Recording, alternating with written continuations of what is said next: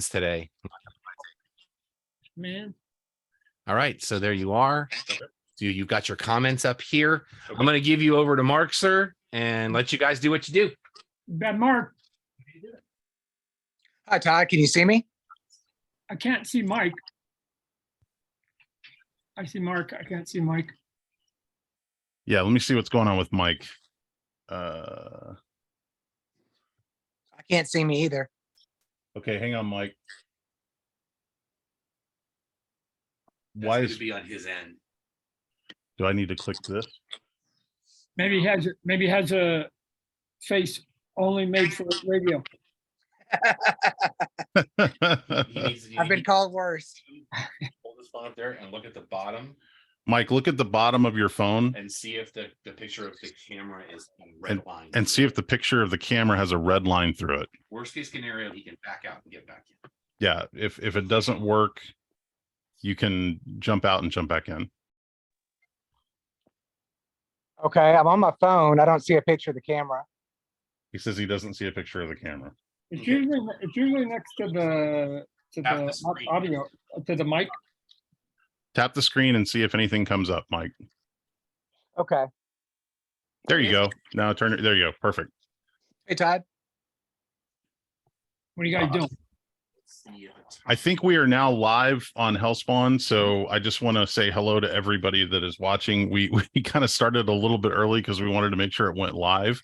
So for everybody that's watching and wondering what is this, congratulations, everybody! You're getting an interview with Todd McFarlane. So welcome to Hellspawn.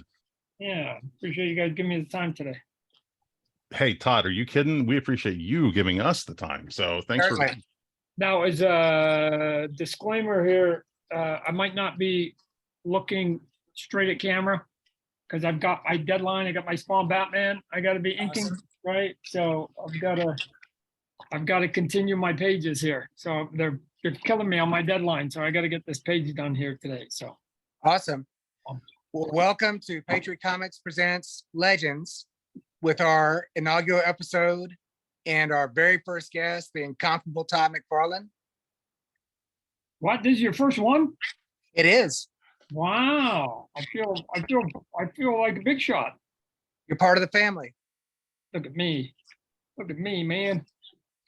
And I want to send a special thanks to Todd's wife, Wanda, for helping me set this up. Yes, the wonderful Wanda. Thank you, Wanda, for all your assistance on this and for being part of the group, by the way. Yeah. So, Mike, you want to introduce yourself and I'll introduce myself and we'll get going? Sure. I'm Mike Alderman. I'm the Chief Content Officer, Publisher, and Head Writer of Patriot Comics.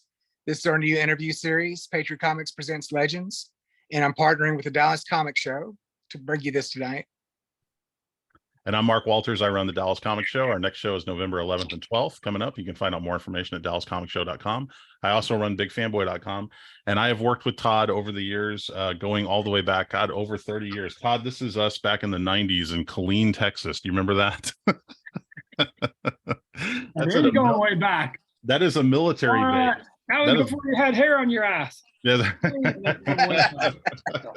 that was at a military base, and I didn't know what to expect when you went there because I didn't know if the people in the military knew Spawn. And man, oh man, was there a line waiting for you? They were so excited to see you. So that was a really fun experience. Yeah, I remember early on when we started Image and Spawn was coming out. I got a lot of mail from people overseas, right, in the military, right? So I guess comic book, not necessarily Spawn, but I guess comic books are sort of a big part of a lot of their lives. They're just passing time, so. Yeah. And Todd, when I was 18, I was deployed to the Gulf War, and I had your books sent to me by my mom and dad. Oh yeah. So your books kept me company in the combat zone, my friend. Oh, that's cool. All right, glad we could help. Thanks. Well, I'd like to start the interview. A lot has been said about you and your work, and I know you've had a lot of interviews over the years, but I wanted to touch on a few areas where maybe there hasn't been a lot said. And I wanted to start by talking to everybody about the book that I first discovered you on with Roy Thomas, which was Infinity Incorporated. Yeah. And I know that wasn't your first professional job, but I think that was some of your first big exposure. And a lot has been said about Spider-Man, rightfully so, but I absolutely loved you and your work on the Hulk. And I was wondering if you could talk a little bit about those two projects. Infinity Inc. was the first full book I ever did. Because prior to that, I did a couple issues of Coyote, but that was like a backup issue. I mean, it was like I think it was like 20 pages in the front and then like 10 pages in the back. I was doing the backup 10 pages, but that book only lasted for 4 issues while I was on it, and then they canceled it. So I was looking for another job, and I'd been sending off samples to people because now all of a sudden it took me years to get into the business. I was there for 4 years or for 4 months working at Marvel on their I'm trying to think what it was called, the Epic line. That's what it was called, and which is where Coyote was being published, Steve Englehart's Coyote. And after 4 months, I was basically unemployed again. But I had been sending off samples to a lot of people and getting responses from certain individuals, and Roy Thomas was one of them. And so I said, hey, I'll send off some more samples. Ended up getting a phone call back, and I got onto Infinity through some bad luck, really bad luck for somebody. His regular artist, Don Newton, who's really fantastic, because I like to collect all his books, was a bit of a health nut, matter of fact, a big health nut, and decided to drink some unpasteurized milk, and he had an allergic reaction, and by the time they get to the hospital, he's dead, right? So Don Newton passes away, so Roy Thomas is left with no artist. So he's looking for somebody just to help out for 1 or 2 issues, because he had somebody, by the time he phoned me, he already had somebody ready to go. I think his name was David Ross, who was going to take over the book. But he said, hey, Todd, can you help me out for a couple issues? Again, I was only doing 10 pages on the Coyote book. And he said, and I was getting paid $60 a page. And he said, I can only give you $75, which was a 25% increase. And the book is 25 pages. And I'm like, what? I get to do 2.5 times the pages, and I get a 25% increase? Like, I thought I was a king. I thought I was a king that day. I did the first issue, I believe it was issue 13 of Infinity. And halfway through, he phoned and said that David Ross decided not to do the book. So he goes, hey, you want to just stay on the book? And so I gladly said yes, and spent a couple of years on that book. When I got that job full time, it gave me enough money that I was able to bend a knee and ask my wife for her hand in marriage. So thanks, Roy. And gladly, we're still married, having a good time. And Wanda, big bad Wanda. And yeah, that was it. That was sort of the start of, my big break came at the expense, unfortunately, of the death of another human being. So you take them when you can get them. But I always wonder if Don doesn't drink that milk that day, I'm unemployed. Do I ever get back into the industry? And somehow I think you would have made it. Yeah, well, no, but I might have made it a couple of years later, and I'm in the same circumstances wouldn't have arisen, and maybe my career is completely different, right? So it just happens to be that. And then because of those couple years on Infinity, and I started to grab a little bit of attention from the fans by the end of it, I decided that I was going to go over back and try my hand back at Marvel, and they put me on one book as a test. It was called Spitfire and the Troubleshooters, I think. New Universe. Yeah, it was a New Universe they're doing. And they said, hey, we got this book, and unfortunately, the problem is we need it in 11 days, right? Usually you got a whole month. And so they gave it to me, and I did it in 8 days, just to show them that I could meet a deadline. I keep telling people, if you can meet a deadline, man, you'll be employed in that industry for a long time. So when I did it in 8 days, it wasn't the best artwork, but they went, oh my gosh. Bob Harris, who years later would end up being the editor-in-chief of DC. But Bob Harris was my editor, and he also at that time was editing the Hulk. And so after I did that, he had an opening on the Hulk and went, "Hey, you can keep a deadline. How would you like to take over the Incredible Hulk?" And that was it. That was sort of the beginning of doing mainstream superhero comic books. Yep. And were you on board with the Gray Hulk story direction at the time, or would you prefer to do the Rampaging Hulk? Shoot, let me tell you, there's a beggars and there's a choosers. And when you're a young kid and you're looking for work, shit, he could have been polka dotted and I would have taken the job, right? So I thought in hindsight that it was actually kind of cool that he was gray, because it allowed me to do my own thing with him. And you know, if it was just a Green Hulk, I would have had to sort of live in a long line of people who've done that character in an amazing fashion artistically. But because he was gray, I didn't want to just make him basically, I didn't want to draw him the same, just color him gray, right? I've seen that version. And so I made him a little more sort of Frankenstein. I gave him a low brow and I gave him sort of a bit of a Frankenstein haircut, and I hunched him over and then I gave him a lot of wrinkles because I thought that if he's gray, that his skin was going to be like an elephant, right? So it'd be sort of hard and leathery and chapped. So I was able to sort of play on a couple different things. Every time you take over a book, you're just looking for something that you can do to set you a little bit apart. But especially if you're a young artist, you're competing with hundreds of other people, so you got to try and figure out how to get noticed a little bit. And Right. and at the same time entertain yourself, because you're going to be at a desk for a long amount of time every day. I'm putting in anywhere between 8 to 15 hours a day to finish each page each day. So it's like, man, what would be cool to draw? And I just come up with goofy things with my characters that I enjoy, and luckily fandom has enjoyed them too. So it allows me to keep sort of just doing my little silly stuff. Great, Mark. Everybody, if you're just now joining us, welcome to Hellspawn, the Todd McFarlane group. And we want to say a very special thank you to our special guest, Todd McFarlane, who is with us here today live. Todd is busy working, which is very appropriate because the man never stops working. And we just appreciate him taking time to talk to us here today. Todd, I want to ask you a little bit. Damn deadlines. Getting That's too right. old. They never end, do they? I want to ask you a little bit about toys, because I know that's something you're really passionate about. And I think like a lot of people, I was no stranger to buying Spawn toys back when they first came out. Mm-hmm. And recently doing the Kickstarter figures, I know that was kind of an interesting new direction for you to try out, and obviously met with incredible results.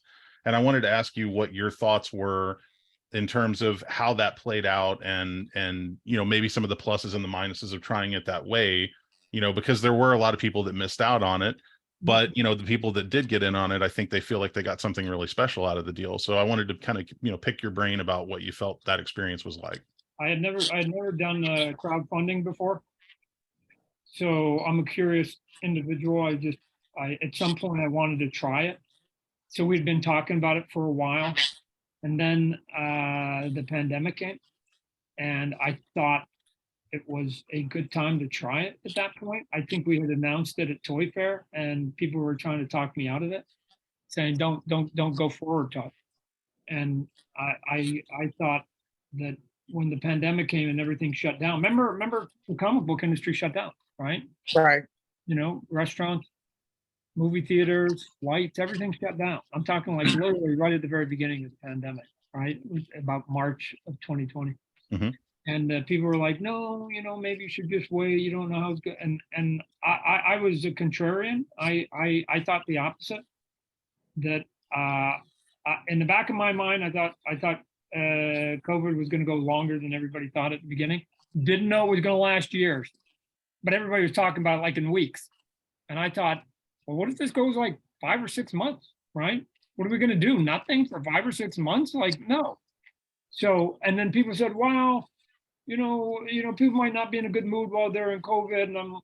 And my thought was, wow, if it lasts as long as I think it might, they might be in a really bad mood. So why not get them while at least they don't know they're going to be in a bad mood here maybe in the future. And everybody else was stopping to do work. Hollywood was forced to stop. And so I was the opposite. I go, why stop? There's no reason for us to stop. We can do all of our stuff, remotely, and then we can manufacture and send it off. Like why not? I thought actually it was a perfect time to do something because everybody was at home and they were looking for something to entertain themselves with. So we did it, and it met with, like you guys said, it set a couple records, for the most number of pledges and the amount of money. But and here's what I'll say about Kickstarter, and we're going to do another one, right? And so I it's there because again we sort of started it and got a couple of relationships with the good people at Kickstarter. But Kickstarter is a good place to, if you get lucky enough, is a good place to, and you do it in an efficient manner to make money. What I don't think it is a long-term plan. It's a short-term plan to make money. It's not a long-term plan to grow a community and your brand, right? So I get it. You can go on there, do a comic book, make 100,000, but in Kickstarter numbers, to make 100,000 on a comic book, you may only need 300 people, 400 people, maybe at the most 1,000, right? 1,000 people are not going to grow your brand, right? So I've often said I'd rather have 1 million people give me $1 than to have 10 people give me 100,000. Number's still the same. You're going to end up with $1 million either way. I'd rather have 1 million people though and take $1 from it, because then I'll have 1 million people that know my product. And if I've got 1 million people that know my product, I can do something with that, right? So we sell tens and tens of thousands, sometimes hundreds of thousands of units of our comic book. I don't know that eventually you can turn that into commerce and get it back. And if I was, just constantly putting my comic books on Kickstarter, maybe I'd make more money. I don't care. But I would be getting by far less eyeballs. And at some point, the eyeballs in my world, if you're trying to grow brands, it matters, right? So at the beginning of your career, sometimes you're getting food on the table matters. So, like I said, it's a great place to make quick money. But it's not the best place to grow your reputation, your resume, your name recognition, your character recognition. All those things have to be done on a wider scale. If I could just do one quick follow-up, Mike, before I throw it back to you. Sure. Can you tease what we might see next as far as the Kickstarter figures go? And also to kind of piggyback off of what you just said, Todd, on behalf of all comic fans, I want to say a huge thank you for keeping your comic $2.99, because nowadays that's like unheard of that it would be that affordable. So thank you for doing that. Brian K. Vaughan changed the price of Saga to $3.99. So it was just him and I, right? We were like the lone wolves. And then he went to $3.99, and then Eric Stevenson, the editor-in-chief at Image, sent me an email and goes, "Todd, you ready to go to $3.99?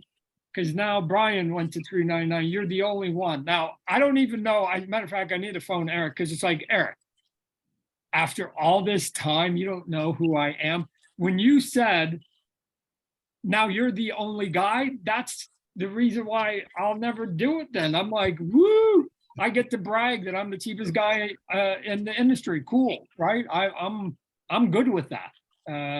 So I always ask people, like, okay, could we go to $3.99? Yeah. Would it probably sell about the same? Probably. Other than I get to make a few extra dollars, why do it? I've had a pretty good life. I got money. All right. I got money in the bank. I'm good. So I don't know. Why? For what? So whenever I'm making decisions, especially now as I get older, sort of making money is the least interesting piece of it, right? It's kind of boring subject to me. And that may sound a little egotistical, but because I've got money in the bank, so I like that doesn't have to be the driver. When I was younger, I needed to make money, but I don't need to. So now my questions are, well, why? What do we get out of it? What's the upside? What do we do?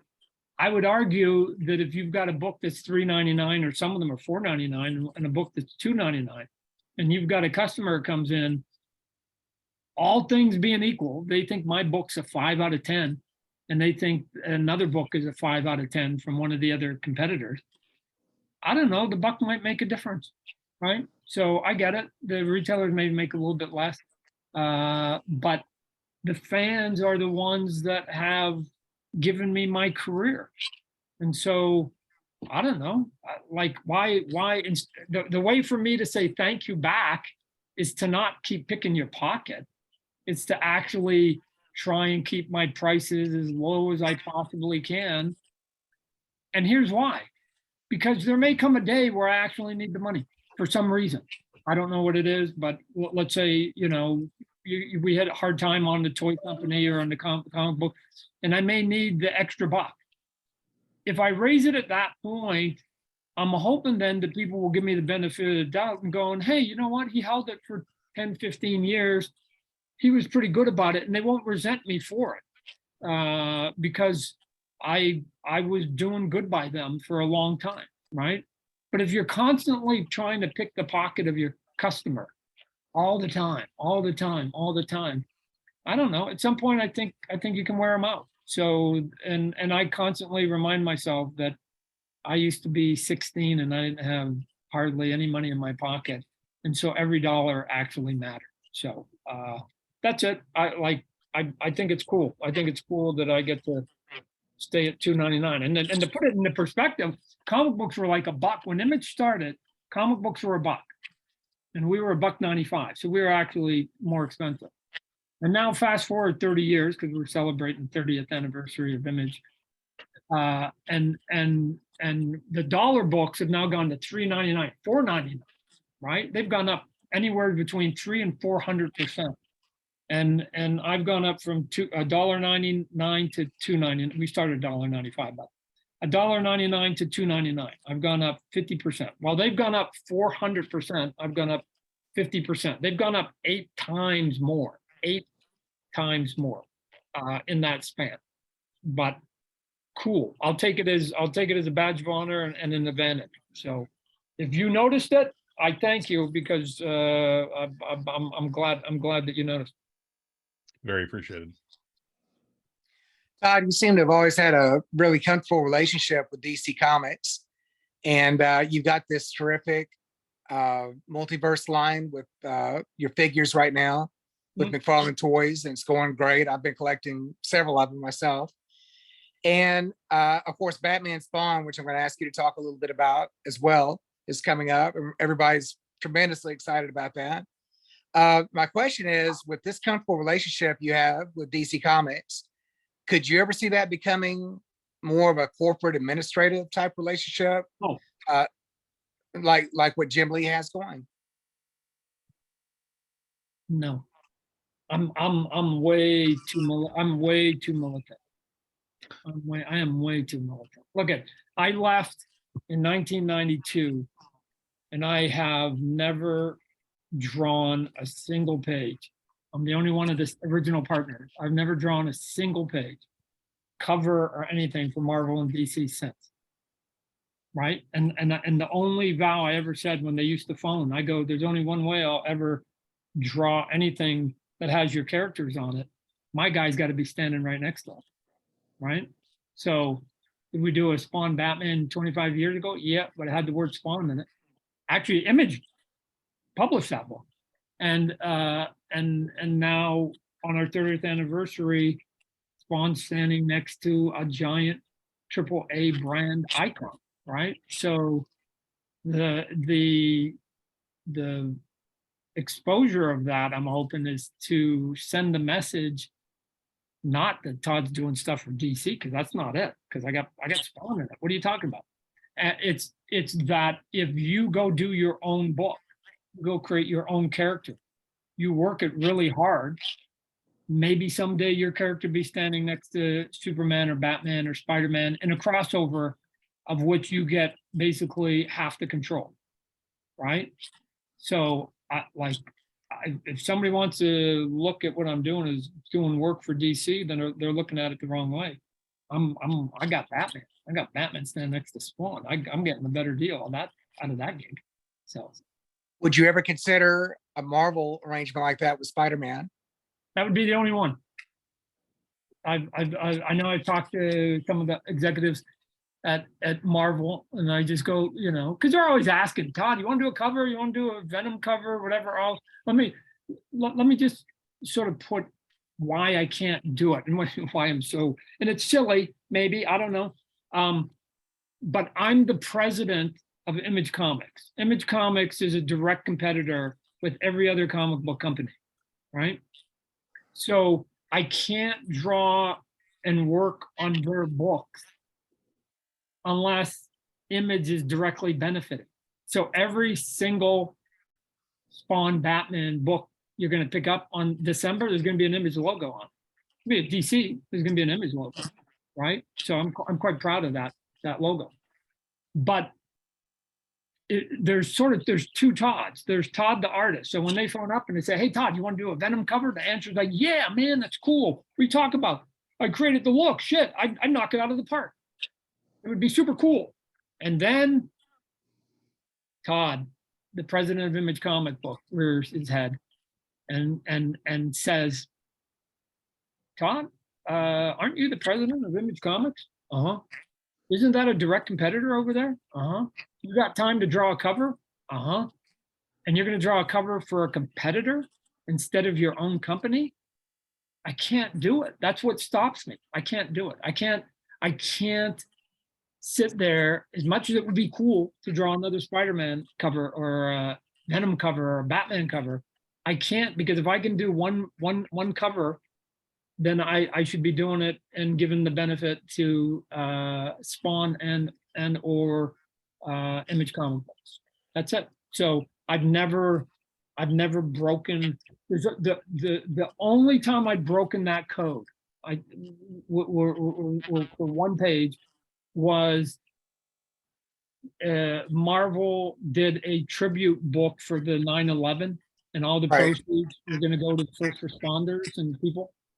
And Joe Quesada, who was the editor at that time, editor-in-chief, asked me to over one of his drawings of a police or a firefighter sitting on the bench, surrounded by all the ashes of the destruction of the building.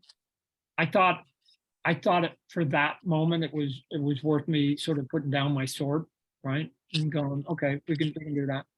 But other than that, I can't. I've seen that image. It's a wonderful image.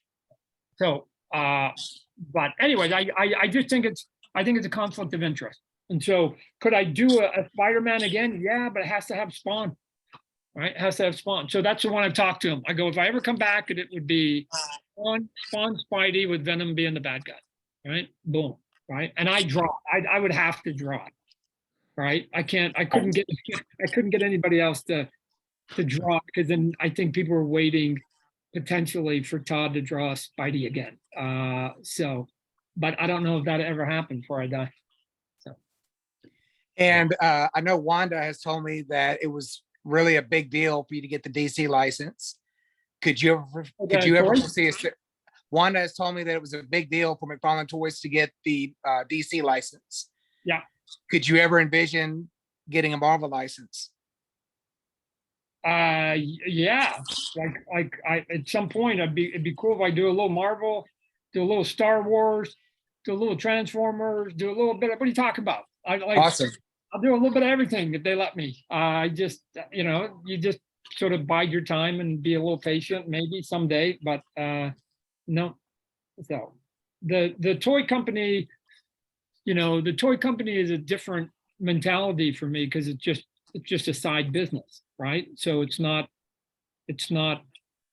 a company that is, I've got lots of employees that sort of make their livelihood off the company. So I have to have, do the best I can. And so I'm not going into direct competition. I'm not making toys for Hasbro. I couldn't do that. That would be a conflict. I'm not making toys for Mattel. I'm making toys for McFarlane. So I get the benefit of having the DC Multiverse license at McFarlane Toys. I'm not sharing it with a direct competitor at that point. I think we're all holding out for that Spawn Transformers crossover. Absolutely.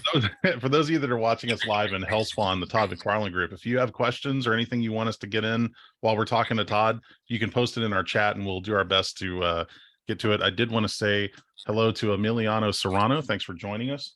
And not that I need to promote this, but this baby just recently came out. If you guys want to see more of Todd's, big boy. Yeah, the Marvel work. I was not lucky enough to get one of the signed editions, but I did pick this up and I'm very, very happy with it. It was so cool to see all that artwork in its purest form. Todd, Yeah, those somebody brought me, it had just come out at New York Comic Con. Somebody brought me a couple of them. So I was flipping through it and it's like, yeah, man, I forgot how young and energetic I used to be, right? Like there's especially on some of those Spider-Man pages, the back half, right? I was a bit of a freak. I just noodled every page and did all the crazy detail and all this stuff. So I don't know that I quite would draw like that again if somebody handed it to me, since I'm not 20 or 30 anymore. I'd probably figure out some cheats along the way. But yeah, every now and then you look at your old work and go, man, that's youth. That is youth on those pages right there. That's a young Todd in that book. So. It's like photos of yourself playing sports, right? Like, well, that was fun when I was able to do that. I know. I did want to ask you, if I could, about the Spawn movie. Now, we recently got some really cool news about a new writing team being brought on board. Yep. And you did a really fun thing when you were at New York Comic Con where you played one of your messages from Jamie Foxx. I wanted to ask you in particular about your approach to the Spawn movie now versus how you approach it like in the early days of when Spawn first came out back in the 90s. Like, obviously going about making a superhero movie now, especially after all these superhero movies that we've seen come out just in the last 10 or 20 years, it's a very different sort of mentality. So how do you want to approach this version of a Spawn movie? What are the things that you want to make sure you do, and what are the things that you want to make sure you don't do this time around? Well, to be clear, the reason you bring on talented people, right? And so the writers, one of them is the one that wrote the Joker, and the other one, a guy by the name of Scott Silver, good man, and the other one, Malcolm Spellman, who's currently writing the newest Captain America and wrote the Winter Soldier, and Matt Nixon's in with the group too. The reason you get them is because you have to trust their instincts, right? So it doesn't make any sense for us to want to go and find top flight talent, and that's top flight talent, right? Those are A-listers, right? And then say, oh, but here you got to do this story Todd wants you to do. That would be silly, right? Any more than somebody from the outside coming in and telling me how to draw, right? So you don't do that. So you have to trust the instincts of the people that you're hiring. Now, having had conversations with all of them, are we all sort of have the same goals in mind? I think so. And the goals is we all want, first and foremost, to do a successful movie. And the reason for that simply is because you do a successful movie, you get to do a second one, right? And everybody wants to do more than one. So the question is, how do you get there? Nobody wants to do a sort of low budget poor man's Marvel, right? Like why? Why? So trying to even think about doing a Marvel or DC big $200 million thing on a fraction of the budget doesn't make any sense. It doesn't make any sense. So we have to tackle it slightly different. And luckily, the character has been around long enough and the subject matter, I think, is mature enough and sophisticated enough that we can all think of angles that might potentially get us there, right? I think we're all aware that our audience is a little bit older, right? I mean, Spawn's been around 30 years. You know, we're not trying to sell toys, right? We're not trying to do any of that. So I don't know, to be, you know, I'm trying to be as gracious as I can to the good people who have made a career being what they are, great, you know, screenwriters. And so far, all the things they keep whispering in my ear they want to do, I'm like, yeah, cool, cool. Will it be a direct port of issue 42 or 37 or 80? No, right? I am of the belief that you never let a tail wag a dog, which basically means that when you do comic books, you have to focus on doing the best comic book you can and do it in a way that comic book readers will appreciate. In this case, we're doing a movie and we're going to sell it, hopefully, you know, tickets across the globe. And the reality of that is that 95%, if not more, people who go and see the Spawn movie will never have read a Spawn comic book. That's going to just be the truth. That's going to be the truth. That they're just people who like to go to movies and watch interesting movies. They're called moviegoers. And probably if they go for a reason, it may be because somewhere on the line it says from the director of, from the producers of, from the writers of. And then once they say that and they go, what? I saw the Joker. Oh man, I saw the movie Get Out. Oh man, I saw, and whoever we're going to get a top flight director, whoever director is, you know, it's like, oh, I saw those movies. I thought they were quality. I'll give this thing Spawn a chance. And especially if we cut a trailer that looks interesting, then they'll go, oh man, I'll give that a chance, right? And it's not going to, like a lot of movies, they may walk out of the theater and find out afterwards, what? This is based on a comic book, right? I mean, I think a lot of people said that about Walking Dead, right? It's like, what? I never read the comic book. What are you talking about? I know how many that book sells. And then at its height was getting 23 million people every weekend. Like Robert was selling comic books, wasn't selling 23 million, right? So yeah, you have to say there's going to be somebody in Bosnia and somebody in Yugoslavia and somebody in Spain and somebody in New Zealand. And they not only don't collect Spawn comic books, they didn't even know the book even exists. So at best, maybe they watched the prior movie 20 years ago. So that's what we're trying to do. Just see if we can do something a little bit different, so it doesn't come off as a poor man's superhero comic movie, and cross our fingers and hope we can get a sequel. And just as a quick capper to that, you've had a lot of really good conversations with Jamie Foxx. Is there one particular moment in one of your conversations that you kind of thought, yeah, this guy gets it? Like, is there something that stood out to you in those conversations? I think it's more, in all honesty, I think it's more of Jamie's enthusiasm for it, right? He has never wavered in all this time of wanting to do it. He's never hesitated. If anything, he phones going, come on, what can I do to help? What can I do to help? How do we move it forward? Can we go? Come on, man. Calls me T. Come on, T. Come on, let's go. Do you call him Jay? No, but I was at his house one time. He said, hey, T. And there's a bunch of us at the house, and three of us turned around. And I'm like, oh, he calls everybody T that starts with T. So I was feeling special for a while, so I think that, you know, once he sees what the story is going to be and what the character is going to be, he'll just literally submerge himself into it and do the best damn job he can. So I have all the faith in him. Great. Todd, you and I had a video chat in the spring. It was about your NFTs, Spawnoki, and I'm happy to have gotten several of those myself. And I was wondering if you could talk a little bit about that, what you see in the future for that. And for those people who may not know about NFTs or what's going on in that realm, if you could tell them why your NFTs are really the way to go. Well, I won't be that presumptuous. NFT is just another art form, right? Digital art. Some people sort of get it and understand it and like it, and others don't. I I I I completely get it. Um, but the world's a big place, and I think people don't understand at times the world's a big place, and there are a lot of people that can't collect physically for a couple of different reasons. One, because at times the shipping is cost prohibitive, right? I mean, I don't know, like when I did the Kickstarter, I was shocked at how much it cost to ship something to certain places around the globe.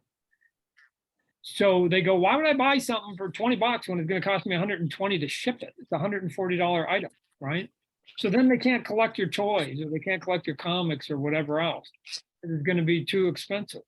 So the easy way to get it is digitally. So sometimes people download comic books, right? They download music, and in this case, they can download artwork.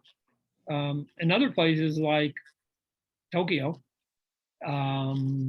you're in a place you got lots of money. You're in a place where there's comic book stores. Here's what you don't have: space. You live in literally a 600 square foot house. You can't have a hobby room because you don't even have a room, period, because it doubles as your bedroom, right? You got 600 square feet. So people can't have 20 statues and collect, all the Marvel toys and all the DC toys and all the Star Wars. They literally don't have the space. So,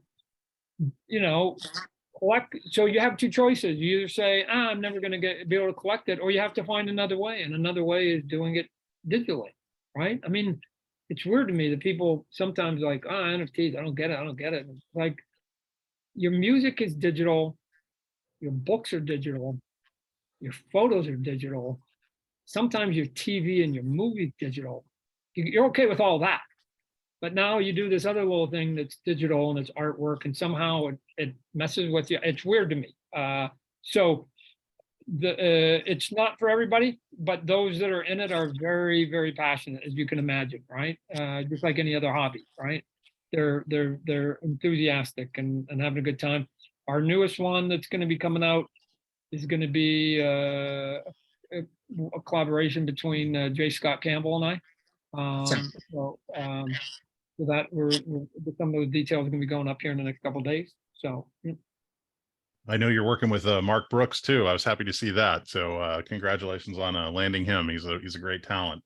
Yeah. Todd, I wanted to ask you, you've hit some really cool milestones in the last few years. Spawn 300 was fantastic. And, the new toys coming out and whatnot. Are you already kind of thinking ahead to, I'm assuming you are, to thinking ahead to like Spawn 350, Spawn 400, where things are going to go in the future, and kind of where is your head at on that stuff? And then also, as part of that, is there any concern about, this is a weird kind of thing to get into, but I'm sure you'll have something to say about it, sort of the hypersensitivity of pop culture fandom, and how I think it's sort of dangerous towards creativity now, because there's always that worry of, is this going to offend somebody, or is everybody going to understand what I'm trying to do here? So could you talk a little bit about that and just what lies ahead for Spawn? Look, I guess it depends. Like, everybody's got a personality, right? Yeah. I in all honesty, and this may sound hard, in all honesty, I don't give a shit. I don't give a shit about any of it, right? So here it is. So here's how it works. This is the page I'm drawing, or this is the cover I'm doing for the Spawn comic book. I post it every day, right? Here it is. Here's the cover, right? I'm going to do this cover, and I post it. If you like it, buy it. If you don't. But here's what's not going to happen. If you like it, I'm not changing a fucking line. And if you hate it, I'm not changing a fucking line. I'm not posting to get your approval. I'm posting as a fact. That's the cover. Now, it's up to you to decide what you want to do with that information. That's the cover. If you like it, you may be curious enough, you want to take it home, take it home. If you don't, spend your money where you like it. But if you think that I'm going to change anything, not change, you know why? Because I'm working on the cover for the next issue tomorrow, right? So I'm maybe I'm just too old. I like, the math on all of this is it's super easy for me. The math on all this is super easy for me. I got a couple million people that like what I do, right? And if I take all the people that like what I do and I divide it against the population of the world, and I divide it and I take the fraction and I round it to the nearest whole integer, you know what the number is? 0%. It's 0%. So if everybody that I show my stuff to loves it today, I'm at 0. And if everybody I show it to hates it, I'm at 0. That means no matter what I do every day, I'm a 0. And once you accept you're a 0 and you own it, I'm a 0, dude, tough to get worked up over 0, right? So if you like it, buy it. If you don't like it, don't buy it. Either way, I'm at 0, right? So, woo, maybe LeBron James is at 2 or 1, right? But I'll never even get close to 1. So I'm going to be a 0 the rest of my life. And so it's liberating. It's liberating when you're a 0. So I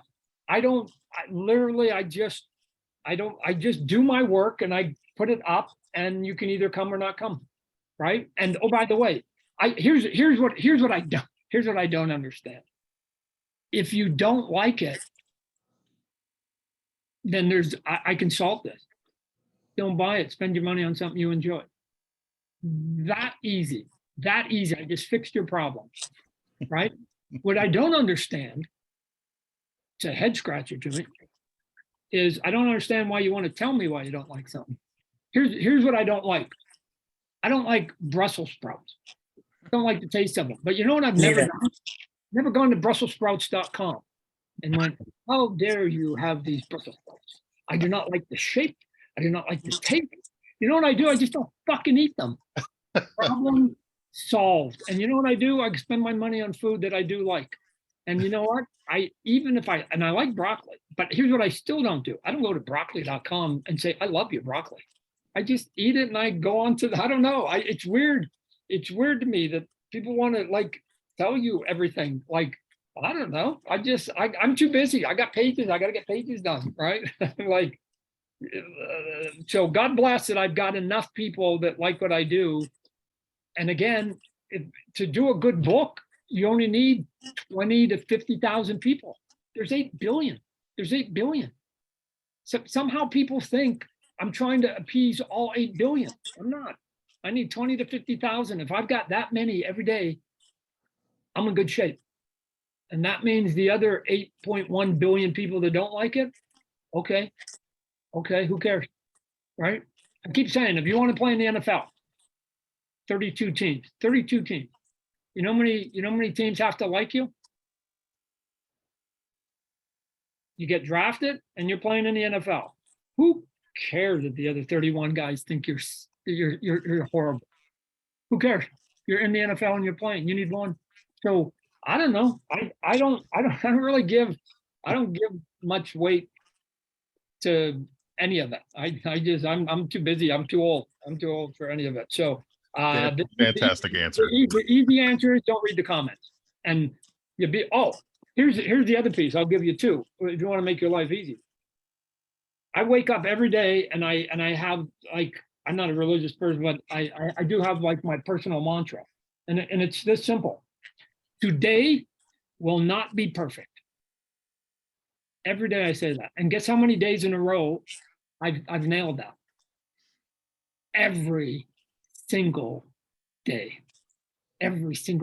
So I don't worry about the day being perfect.